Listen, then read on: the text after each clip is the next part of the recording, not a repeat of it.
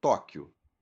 A estreia que queriam ver o ar de Tóquio naquela manhã parecia carregar expectativa condensada. Não era só o espetáculo das bandeiras e das arquibancadas, era uma sensação de que algo estava começando com intenção, e não apenas com rotina.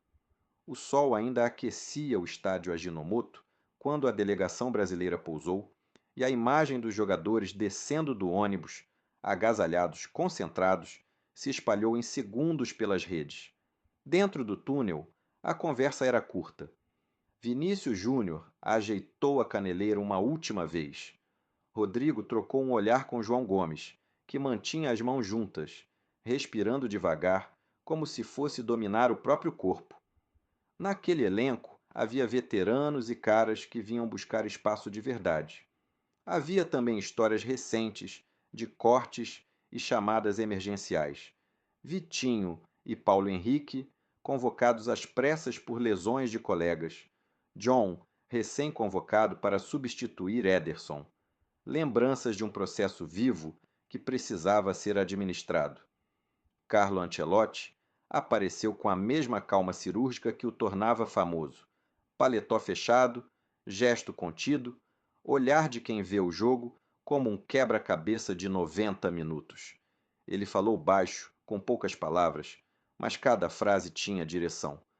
Jogo contra Japão exige atenção ao detalhe. Eles jogam em blocos, não em improviso. Vocês vão ter de ser pacientes e rápidos quando for o momento de ferir. A escalação que entrou em campo foi um espelho do pensamento do treinador.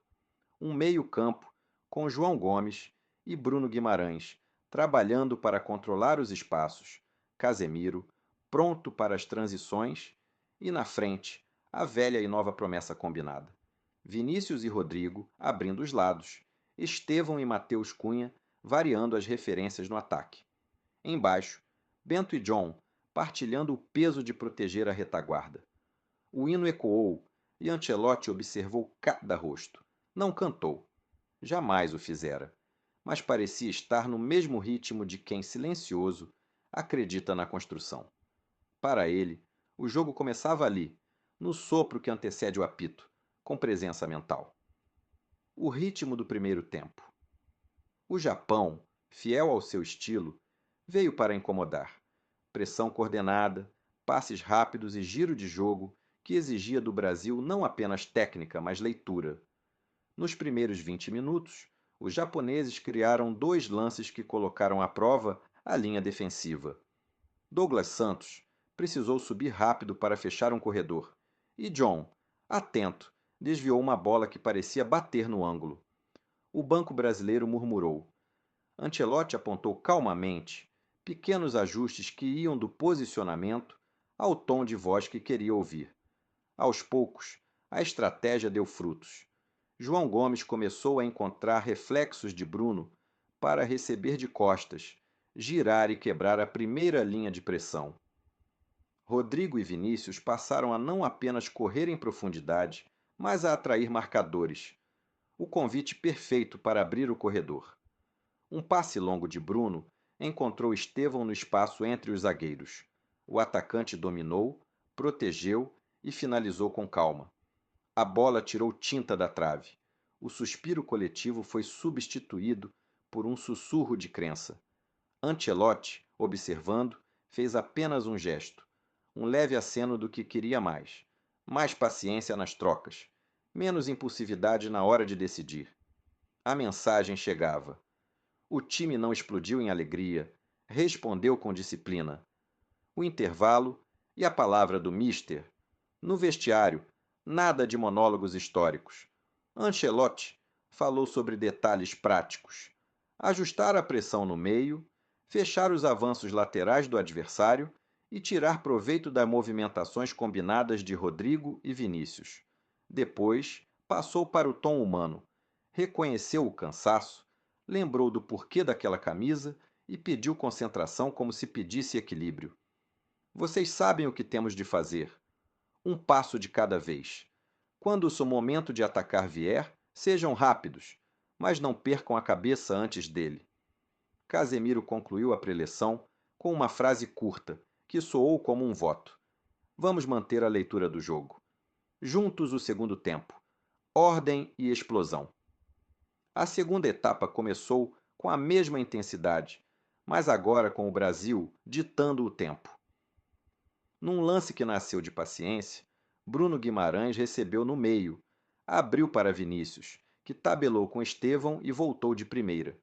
A triangulação foi curta, elegante, eficiente, e a defesa japonesa, feita para fechar linhas, viu a bola atravessar espaços que pareciam invisíveis até ali. Rodrigo entrou pela direita e cruzou rasteiro. Matheus Cunha, antecipando o ponto, desviou e fez o primeiro. A comemoração foi contida. No banco, Ancelotti sorriu o mínimo necessário, não de conformismo, mas de satisfação por ver uma ideia materializar-se. Era a prova de que sua leitura do jogo, controle, paciência, verticalidade no momento certo, estava encaixando. Com o placar a seu favor, o Brasil administrou sem medo.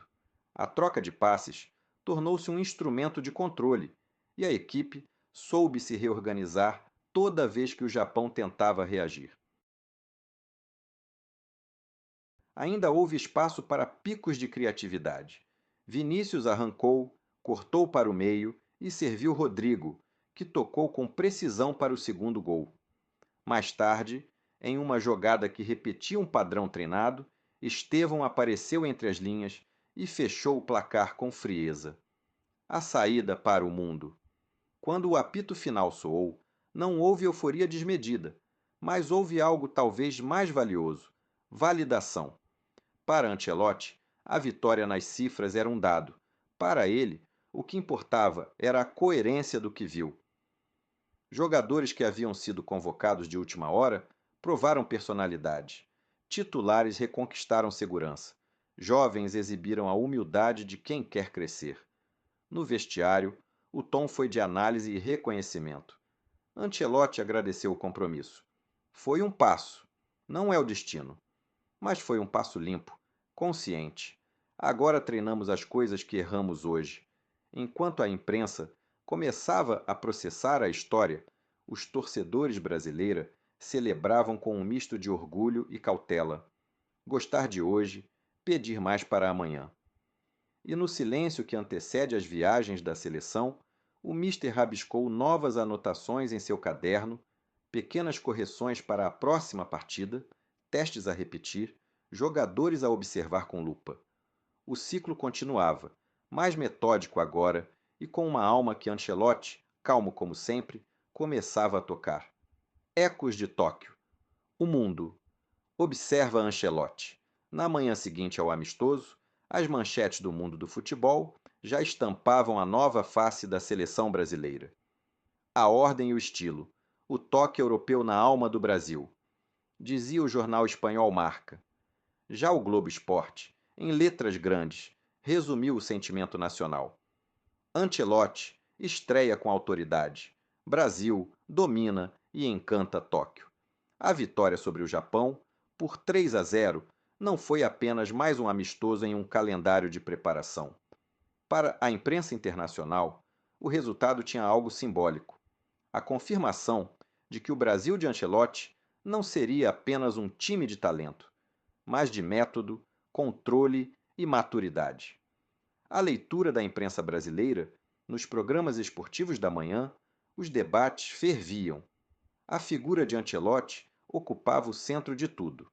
O técnico, com seu olhar sereno e postura imperturbável, foi descrito por comentaristas como o elemento estabilizador que a seleção precisava após anos de transições e incertezas. O Brasil de Ancelotti parece mais europeu, mas sem perder a cor e a alegria.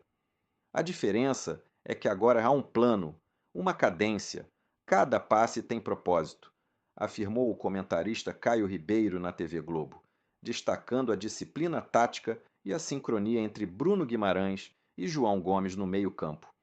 Em outro canal, o ex-jogador e técnico Muricy Ramalho reforçou a análise. Ele trouxe de volta algo que estava faltando: confiança. O jogador olha para o banco e vê um cara que já ganhou tudo. Isso muda tudo. Dá segurança, até para quem está começando. O nome mais mencionado foi Vinícius Júnior.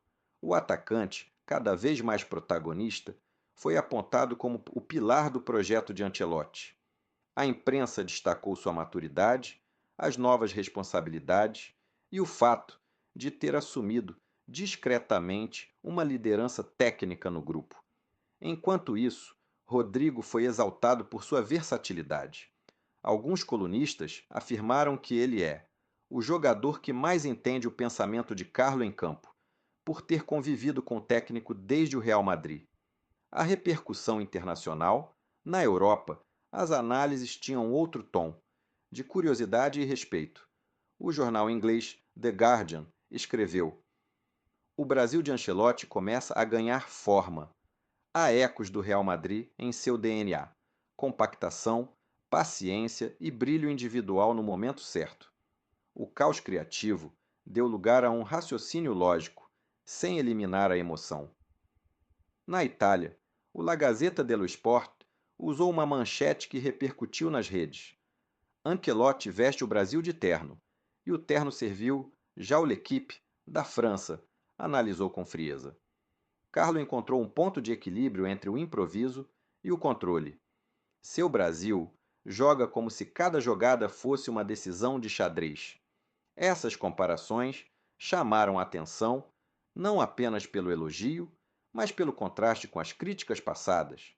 O Brasil, antes acusado de depender apenas do talento, agora recebia elogios por ser taticamente lúcido, algo que poucas seleções sul-americanas alcançavam aos olhos europeus.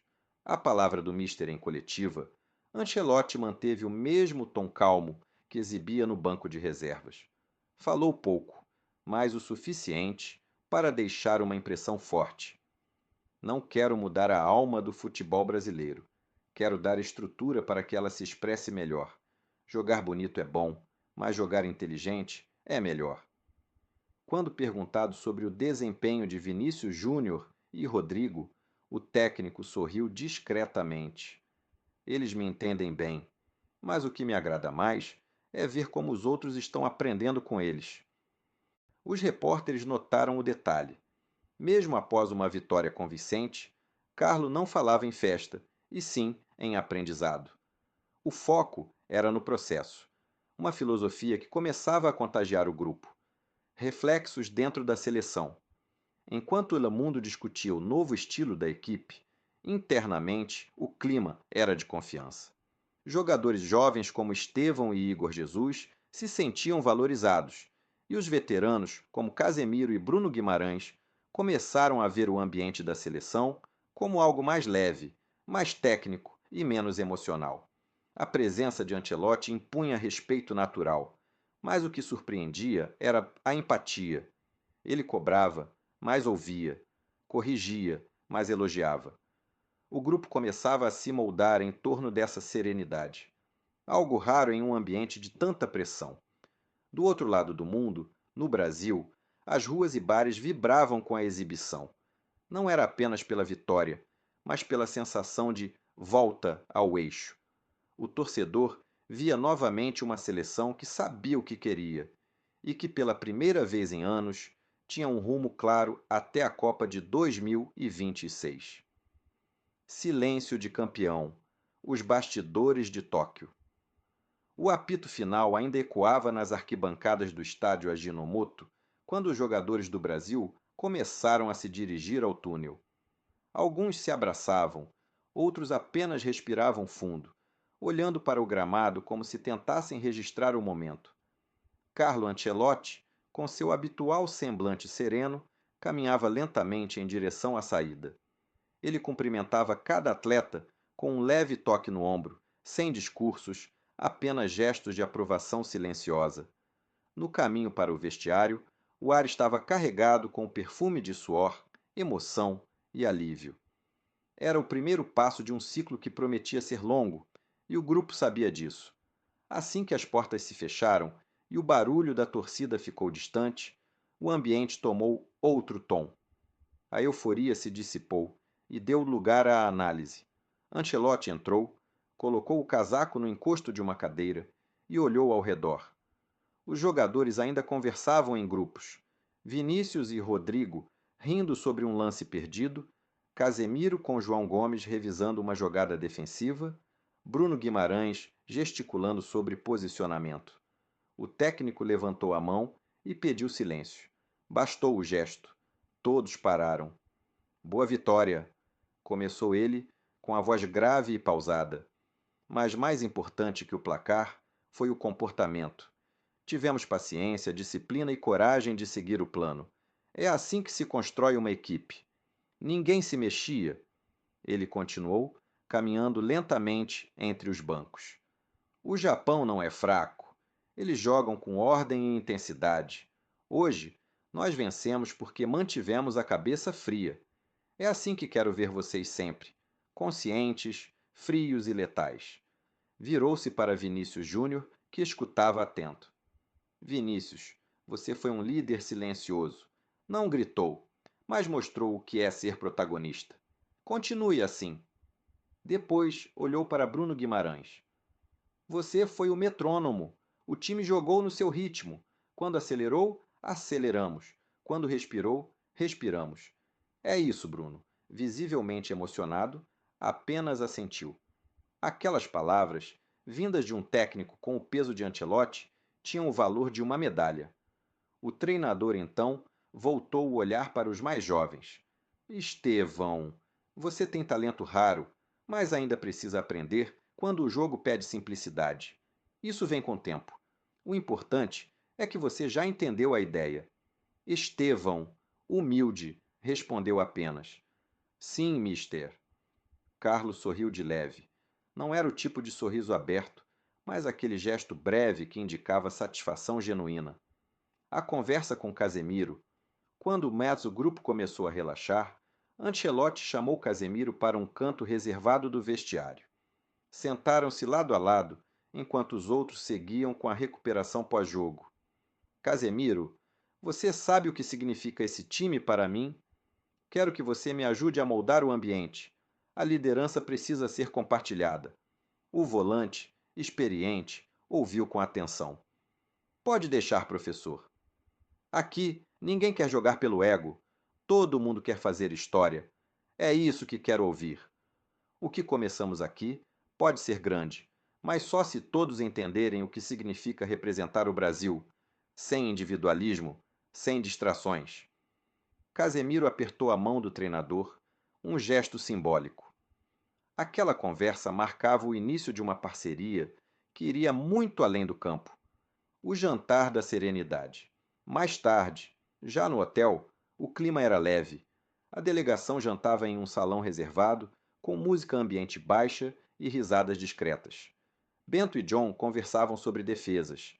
Vitinho e Paulo Henrique, os recém-convocados, falavam sobre o peso da camisa que vestiam pela primeira vez. Ancelotti observava de longe, acompanhado por membros da comissão. Entre uma garfada e outra, rabiscava algo em seu caderno de anotações. Controle de meio, ótimo. Recuperações, boas. Ajustar saída curta sob pressão, trabalhar variação ofensiva. Essas eram as palavras que preenchiam as páginas do seu caderno preto. Ele nunca escrevia parágrafos longos, apenas tópicos. Mas cada tópico era uma semente de ideia, uma observação que se transformaria em treino, depois em resultado. Quando terminou, levantou-se e passou por entre as mesas. A cada grupo deixava uma frase breve, um elogio ou um comentário técnico. Nada teatral, tudo humano. Para Igor Jesus, que entrara nos minutos finais, disse: poucos toques, mas toque certo. Continue assim. Para João Gomes: excelente leitura. Sua intensidade é o que quero de todos. A confiança que aquelas pequenas frases transmitiam valia mais do que qualquer discurso. A noite de Tóquio. Horas depois, já em seu quarto, Ancelotti ficou em silêncio diante da janela. O reflexo das luzes de Tóquio brilhava sobre a cidade adormecida. Lá embaixo, o trânsito diminuía e só se ouviam os sons distantes da metrópole. Ele pensou em tudo o que tinha visto: a evolução do grupo, a obediência tática, o equilíbrio emocional. Sabia que ainda havia muito a ajustar, mas também sabia que, pela primeira vez, o Brasil começava a mostrar a identidade que ele sonhara. Fechou o caderno, suspirou e disse para si mesmo em voz baixa: Passo a passo, Carlo, passo a passo. Apagou a luz. Amanhã seria o dia de viajar para Seul. O desafio seguinte esperava. E assim termina mais um capítulo da nova era da seleção brasileira, sob o comando de Carlo Ancelotti. Um treinador que, com calma e sabedoria, começa a redesenhar o futebol brasileiro, passo a passo, treino a treino, conversa a conversa. Mas a jornada está só começando. O próximo desafio será em Seul, contra a Coreia do Sul. E é lá que veremos se as lições aprendidas em Tóquio vão realmente moldar o novo estilo do Brasil. Quer saber o que vai acontecer? Então já se inscreve aqui no canal, ativa o sininho e acompanha a continuação dessa história, porque aqui no Curió Robô a gente não conta notícias, a gente conta as histórias do futebol. Deixa o like, comenta o que achou da estreia de Ancelotti e vem com a gente para a próxima parte. O Brasil está voltando a jogar com alma e você vai acompanhar cada capítulo.